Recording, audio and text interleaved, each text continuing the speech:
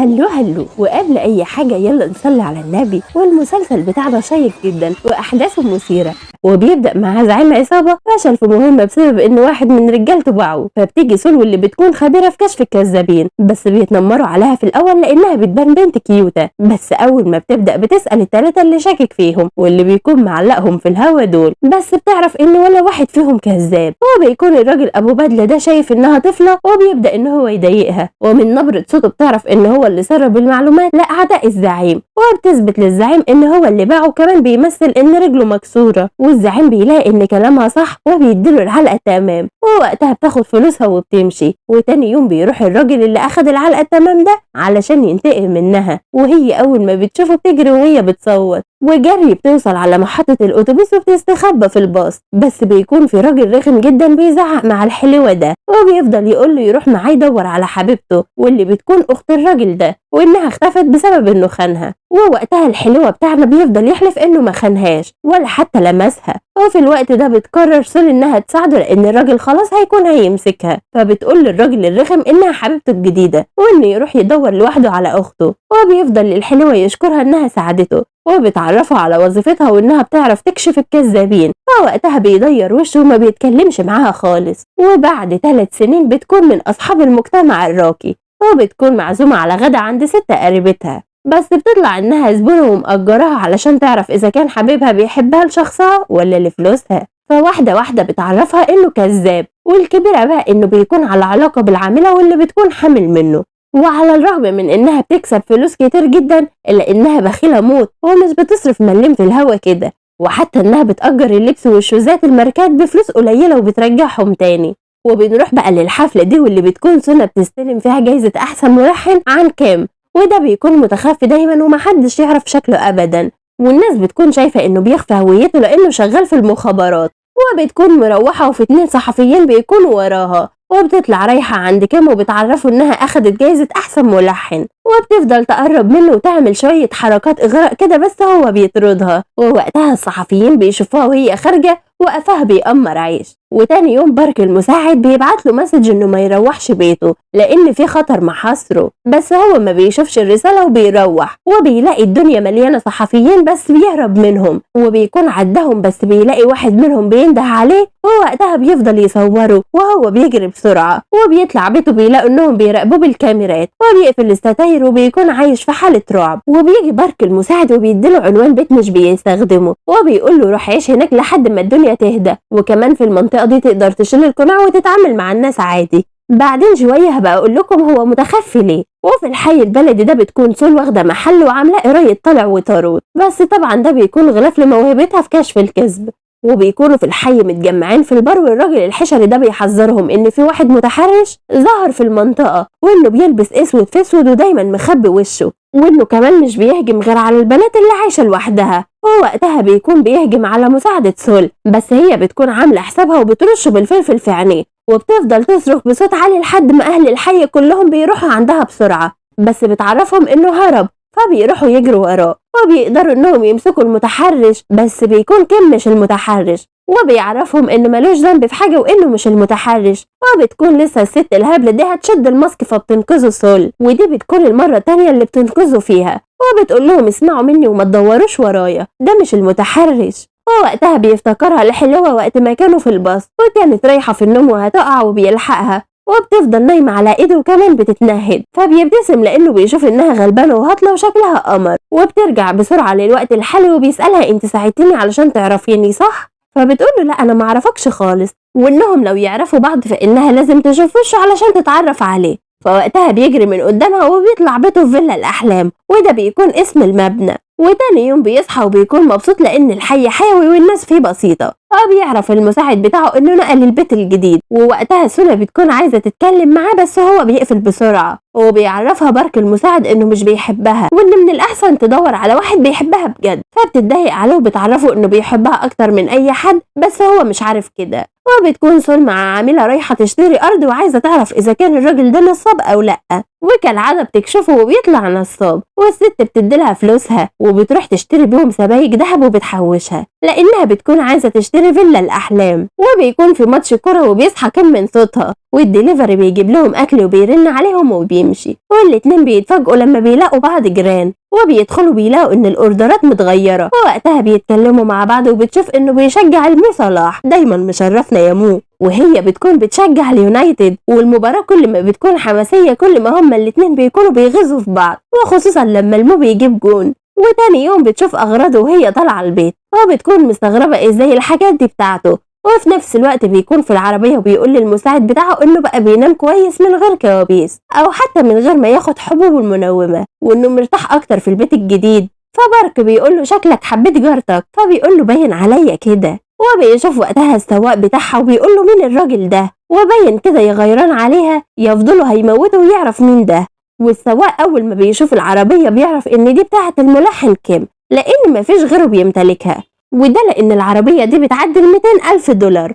ووقتها بيكون عايز يتصور مع العربية بس الموبايل بيقع من ايده والعربية بتتخدش، وبيخرج كيم منها وبيقول لهم حصل خير ومفيش مشكلة، وبيقبل اعتذارهم بسهولة. وهي بتكون هتموت وتعرف ازاي تقبل الموقف عادي كده وانه مش بيكذب. وبيروح شخص مشهور يتفق معاها انها تحضر معاه غدا عمل وتعرف اذا كان الشخص اللي معاه ده بيكذب ولا لا.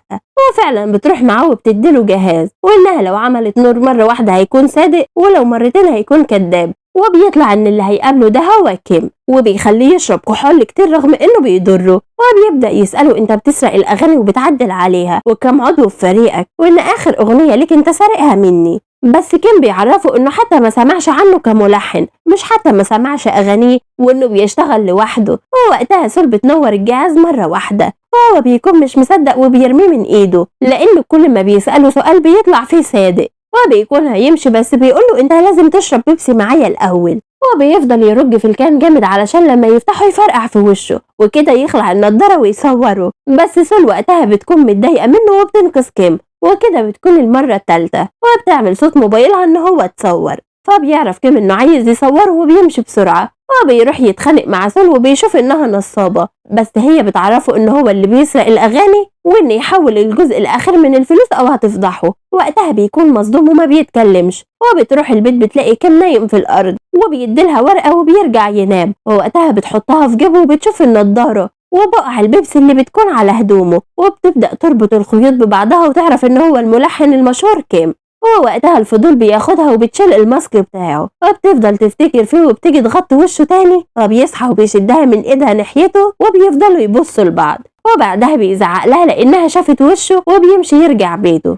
وكل ده والغبية بتكون مش فاكراه، وبتكون مفكرة ان هو هربان من الناس وانها اخترقت خصوصيته لان عليه ديون كتيرة، وهو بيكون مرعوب انها تكون افتكرته. وبعد كام يوم من المعاناة لهم هما الاتنين بيتقابلوا صدفة، واول ما بيشوفها رايحة ناحيته بيقول لها تتكلم معاه من بعيد لانها خطر عليه. فبتعرفوا انها شافت وشه بسبب فضولها، وانها لو كانت تعرف ان ده هيخليه يسيب بيته ايام ما كانتش هتعمل كده. ووقتها بيسألها لما شفتني حسيتي بايه، وهو طبعا بيسألها علشان يعرف اذا كانت فاكراه ولا لا. وهي زي العجل بتعرفه ان هو وسيم بس مش من نوعها المفضل. ووقتها بيكون اتضايق سيكة واحدة. وبالليل بتكون بتتخانق مع مامتها قدام الاسانسير وهو بيسمع كل الحوار. فبتكون واقفة في البلكونة حزينة بتفتكر ذكرياتها وهي صغيرة. ووقتها بتلاقي كيم جنبها وبتتكلم معاه، وانه هو عارف ان ملهاش لازمة في اسرتها، وان حتى امها كل اللي يهمها تاخد منها فلوس وخلاص. فعقدة لسانه اخيرا بتتفك، وبيعرفها ان مامته هي كمان كده، وان عمرها ما اكلت معاه مرة واحدة. ووقتها بيظهر عليهم انهم هيكونوا صحاب وربنا اعلم برضه. وتاني يوم وهم منزلين بيسمعها بتتكلم عن موعد مدبر، فاسم الله عليه بيسأل نفسه ازاي هتروح موعد مدبر. وبتكون في الموعد المدبر مع العاملة اللي بترفض تعرف ان حبيبها كذاب، وانه حتى لو كذاب مش هتقدر تبعد عنه لانها بتحبه جدا. فسول وقتها بتشوف انها لازم تمشي، وبتفضل تفتكر ذكرياتها مع حبيبها واللي بيكون الضابط العسلية ليه. وبتكون رفضت تتجوزه لانه كان بيكذب عليها، وبترمله الخاتم في وشه وبتعرفه انها بتسمع اكاذيب الناس وبتمشي. ووقتها بتسمع عزف بيانو بياخد العقل، حتى اسمعوا حتة كده.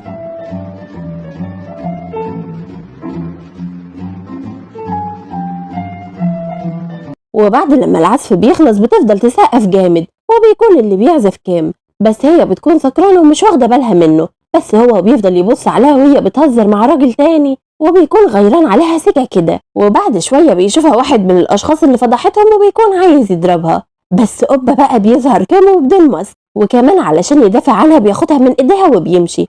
وفي الطريق بتكون مهيبرة على الاخر وبتفضل تفتح في شباك العربية وتصرخ، وهو بيكون متفاجئ منها لحد ما بتشكره انه بقى يثق فيها وبيكون معاها بدون ماسك. فبيصوت وبيلال وبيقول انا ازاي وامتى وفين ومين واللي خلاني اعمل كده. هو بيلبس الماسك بتاعه بسرعة وبتاخده معاها علشان يتعشوا وبيكون عايز يستناها في العربية، بس هي بتطلب منه ان هما يفضلوا سوا لانها حاسة ان هي لوحدها. ووقتها صاحبة المطعم بتجيب لهم هما الاتنين اكل، بس طبعا بيكون رافض ياكل علشان الناس اللي حواليها تشوف وشه.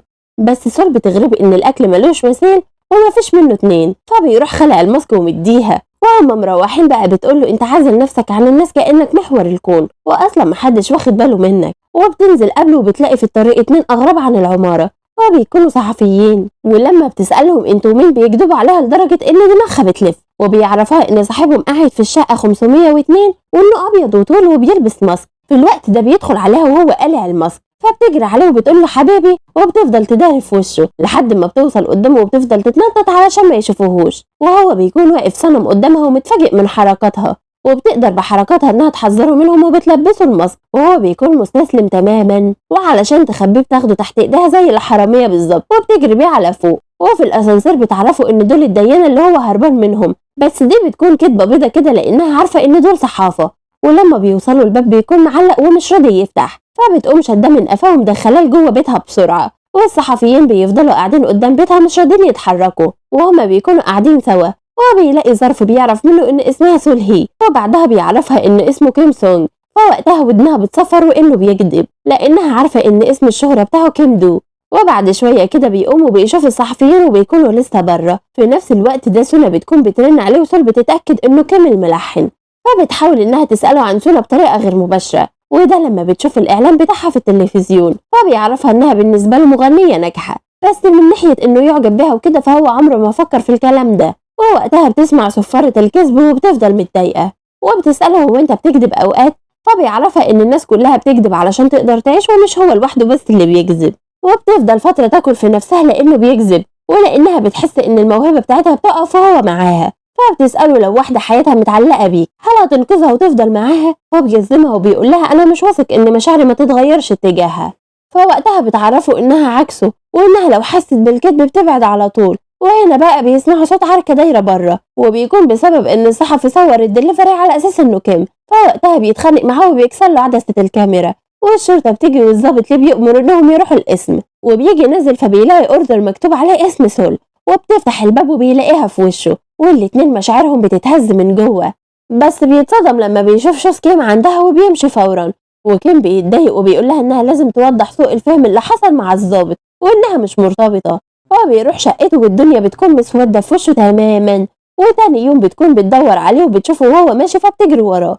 فبتحاول انها تاخد رقم موبايله بأي طريقة لانها بتكون عايزة تعزمه على العشاء. فبيرفض وبيقول لها انه مستحيل ياكل بره البيت، بس بيديلها رقم الموبايل لانه اصلا نفسه يعرف رقمها. وبتفضل تصرخ من الفرحة انها اخدت الرقم. وبالليل بتلاقي ليه في وشها وبيساعدها تقفل المحل بتاعها، وبيتفتح بينهم كلام فبتنفعل عليه انه جاي بعد 3 سنين يدور عليها وانهم اصلا شافوا بعض صدفة. بس هو بيعرفها ان هي مش صدفة وان هو منقول صنع علشان يدور عليها وانه عمره ما كرهها وانها دايما في قلبه. بس هي بتصدمه وبتعرفه انها مرتبطة. وفي الوقت ده بيدخل كيم وبيكون سامعها وبيروح يمسك ايدها، بس هو بيكون من جواه مزقطط من الفرحة وبيمثله حلو جدا قدامه لدرجة ان اللي بيعتذر لها وبيمشي. وكان بقى ما بيصدق اسم الله عليه وبيفضل ماسك ايديها لحد ما بيوصلها لحد البيت. بس وقتها بتضايقه وبتعرفه انها ما بترتاحش غير معاه، فبيسيب ايديها وبيقول لها روحي صالحيه وما تكذبيش عليه احسن. وبيسيبها وبيمشي. وتاني يوم بيلاقيها بعتله انها مستنياه في الاسانسير وانها تعزمه على اكله واو، وبتبعت له صور الاكل. وقتها ما بيقدرش يقاوم وبيكون رايح المطعم وهيخلص الاكل كله. وبيجيله تليفون من سولا وبتعرفه انها عرفت انه مش عايز يشتغل معاها وانه عايز يبعد عنها. وبتعرفه ان كده حياتها انتهت وانها لازم تموت وبتقفل في وشه. وبيجري بسرعة بره المطعم وسول بتكون وراه وبتلاقي انه ما بقاش على بعضه وبيبان عليه التعب. فبتعرفه انها هتسوق مكانه.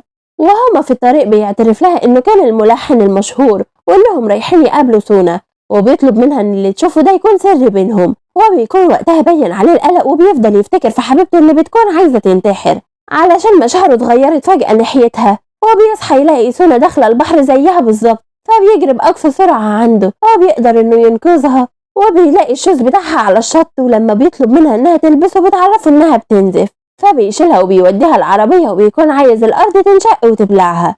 ولما بتشوف سور الغيرة بتظهر جدا وبتقوله طالما انت مرتبط كنت سيبني اموت. ووقتها صفارة الكذب بترن وبتعرف انها بتكذب على كيم، وبتكون لسه هتواجهها فبتلاقي كيم بيزعق فيها جامد وبيطردها من العربية. وفي الطريق وهم راجعين بيفضل يحلم بالتحقيق اللي حصل معاه، ولما بتيجي سول تصحيه من النوم بتلاقيه بيخطرف وبيقول مش انا اللي قتلتها. ووقتها صفارة الكذب بترن في ودنها وبتبعد عنه، وبتتفاجئ بانها بتلاقي انها بدأت تقرا اكاذيبه تاني، وكل واحد بيروح بيته بس هي بتكون قلقانه عليه، فبتاخد دواء وبتروح له، وبتلاقي ان باب شقته مفتوح، وبتلاقيه نايم على الارض من التعب، وبتعرف انه بياخد منومات، فبتنيمه كويس وبتفضل تعمله في كمادات وهو بيكون بيخطرف، وبتكون مروحه فبيشدها من ايدها وبينام على ايديها، وبتحاول انها تشد ايدها بس بيغلبها النوم جنبه، وبتصحى قبله وبتكون عايزه تهرب بس اللحاف بتلف على رجلها وبتقع، فبيصحى مرعوب وطبعا بيكون مش فاهم ايه اللي بيحصل. ولما بيتكلم معاها بيقول لها تعاملي معايا كانك ما تعرفينيش ونرجع اغرب احسن، فبتعرفه انها كانت جنبه لانه كان تعبان وكانت خايفه يحصل له حاجه، وبتسيبه وبتمشي، وهو بينزل يروح الشغل بتاعه اثناء ما بيكون بيعزف على البيانو اعصاب ايده بتشد وما بيقدرش يكمل عزف، وبيفضل قاعد في البار ما بيروحش البيت. والتاني يوم بينتشر خبر بيعترف فيه ان هو كيم الملحن، وان هو ومعظم الملحنين بيعتمدوا في مؤلفاتهم على ملحنين مش ظاهرين وبيشتغلوا معاهم في الدرة ومحدش بيكون عارف عنهم حاجه. وبسبب الخبر ده اسهم شركه كيم بتنزل الارض، وبيروح المساعد بارك يدور عليه مش بيلاقيه، فبيقابل سول وبيطلب منها يتكلموا سوا، وبيعتذر لها انه كذب عليها لما شافها اول مره، وبيعرفها انه مدير اعمال كام، وبيطلب منها تساعده ولو شافته تتصل بيه فورا. وبالليل بتروح البار اللي بيكون شغال فيه، بس بتلاقي ان اللي بيعزف على البيانو حد تاني، وصاحب البار بيقول لها لو عايزه كيم استني لما نقفل وهتلاقيه. فبعد ساعة بتشوفه وهو خارج بينظف مكان الناس، وأول ما بيشوفها بيتخض والطبق في إيده بيقع وبيتكسر، فبتخاف عليه إن إيده تنجرح وبتلم الإزاز مكانه،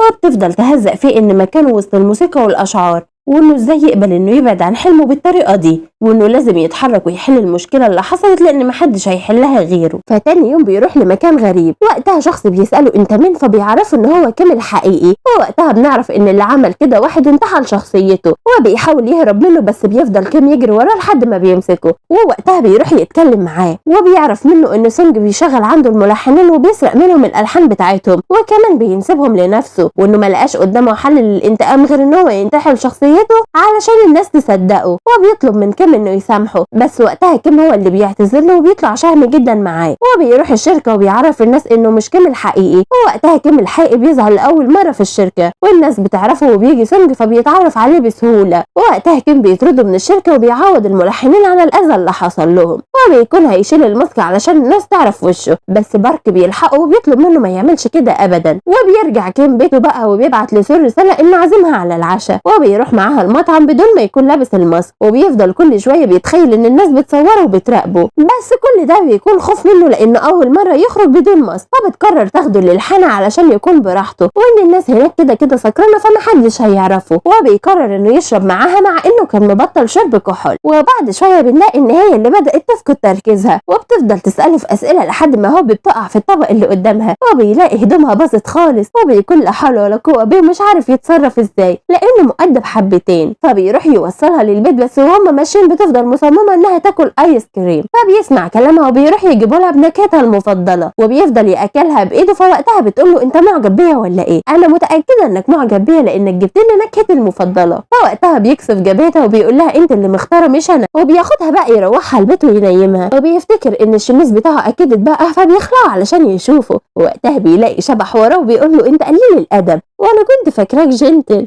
وبتقوم مدياله قلم كده اهو، والراجل بيكون يعني مصدوم. وتاني يوم بينزل يجيب لها شوربه سخنه مع شويه مشروبات علشان يفوقها، وبيروح يدهم لها وهي بتكون عامله نفسها فاقده الذاكره اسم الله عليها، لحد ما بتكشف نفسها وبتساله انت كويس، وبتكون تقصد القلم اللي اديتهوله، فبيقول لها انا تمام بس والنبي طلع لي البقعه اللي في الشميز، وبتاخد الشميز وبتنضفه وتكويه وبتروق عليه على الاخر، وبتروح تديهوله فبيعزمها على موعد بس بيكون غريب شويتين، وده لانه عارف انها بتحب تتفرج على ماتشات الكوره فبيعزمها يتفرجوا على الماتش سوا، والاتنين بقى بيتشيكوا وبيكونوا على اكمل وجه، وبتعمل نفسها قال يعني جايه متاخر من الشغل ومقدرتش تغير، وهو بيعرفها ان هو متشيك علشان يعجبها. بس وقتها صفارة الكذب بتخرم ودنها وهي بتعديها، وبيفضلوا هما الاتنين يدوروا على مكان فاضي في كل الكافيهات لحد ما بيكونوا يئسوا، فبتاخدوا وبيروحوا كافيه المنطقة. وأول ما كان جه صاحب الكافيه بيشوفها بيفضلها مكان في ثانية، وده لأنه بيكراش عليها. بس يا عيني بيتصدم لما بيعرف إنها جاية مع كيم، وبيفضلوا يتفرجوا على المباراة وبيكونوا مبسوطين جدا لدرجة إنهم بيفضلوا ماسكين إيد بعض ويتنططوا. وتاني يوم بيكون عندها شغل كالعادة، وبتروح علشان تكشف لبنت إذا كانت الست اللي هيتجوزها أبوها كذابة ولا لأ. وبتطلع المفاجأة إن الست دي بتكون مامتها واللي بتكون مش طايقاها، وبيفضلوا يبصوا لبعض كده بصة صفرة. وبتروح أمها تتحايل عليها إنها ما تكشفهاش قدامهم، وإنها ممكن تسامحها على كل اللي حصل زمان، وإنها مش بتكذب عليها ونفسها تعيش حياة جديدة. لكن ضمير سول مش بيسمح لها تكذب على البنت، وبتعرفها حقيقة أمها. وبتروح أمها للمحل بتاعها وتفضل تكسر في كل حاجة، وبيكون كيم رايح لها علشان يروحوا سوا. فبيسمع وقتها أمها وهي بتزعق معاها، والكبيرة بقى إنها هتكون هتضربها. ووقتها بيدخل عليهم بسرعة فبتفضحه قدامه وتقوله إنها كاهنة وبتمشي. وبتتكلم سول مع كيم وبتعرفوا انهم مش هينفعوا يكون في بينهم اي كلام تاني. فوقتها بيتعصب من كلامها وبيقول لها القوه اللي عندك. فبتعرفوا انها بتسمع اكاذيب الناس وانها بتتكلم بجد مش بتهزر معاه، وان دي حاجه مخليها ما ترتبطش بحد ابدا لانها بتعرف انهم بيكذبوا عليها. وهنا بيخلص ملخص الجزء الاول. استنوا بقى بقيه الحلقات اول ما تنزل هينزل تلخيصها على طول. لايك وشير واشتركوا في القناه وفعلوا جرس التنبيهات علشان يوصلكوا كل جديد. سلام.